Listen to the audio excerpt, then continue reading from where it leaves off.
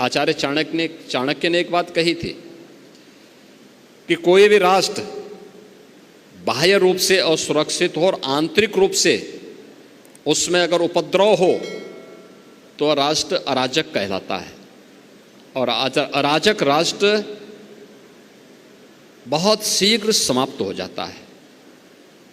यानी अराजक राष्ट्र की स्थिति वैसे ही होती है जैसे आज आप पाकिस्तान की स्थिति देखते होंगे। पूरी तरह अंदर से खोखला हो चुका है, अस्त व्यस्त हो चुका है। ये अराजकता किसी भी राष्ट्र को दुर्गति के कगार पर ले जा करके उसके अस्तित्व के सामने प्रश्न चिन्ह खड़ा कर सकता है। भारत इस दिश से प्राचीन काल से ही बहुत सजग रहा है, सतर्क रहा है और उसकी सुरक्षा के लिए उस प्रकार के तौर तरीकों को अपनाने की एक प्रवृत्ति भी रही है।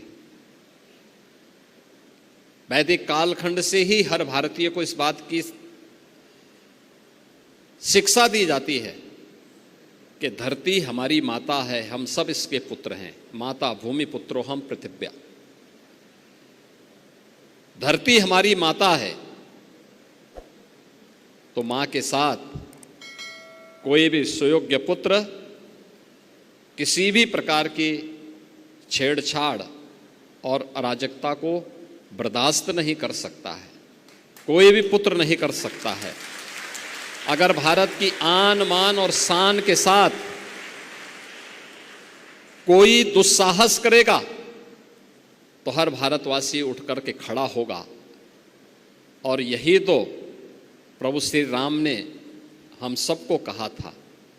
उनका उपदेश इसी बात को लेकर के, जब उन्होंने जंगलों वन के दिनों में, जब वनवास उनको हुआ वन के अंदर, और उस समय की भारत की सबसे बड़ी चुनौती जो थी, वे जो राक्षस थे, रावण के राक्षस थे, उन राक्षसों के उत्पात के बारे में, उनके उपद्रव के बारे में जब उनके सामने इस बात को रखा था तो उन्होंने एक ही संकल्प लिया था। तब उन्होंने कहा था, भारत की विद्वत शक्ति के सामने उस समय उन्होंने एक ही संकल्प लिया था, निस्सरहीन करो मई भुज उठाए प्रण कीन। यानी एक ही प्रण किया था कि मैं इन राक्षसों को पूरी तरह समाप्त करके इस धरती को राक्षस विहीन करूंगा।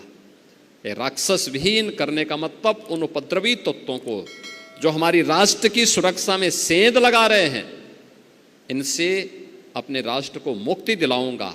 यह संकल्प राम राज्य की आधारशिला बनी थी।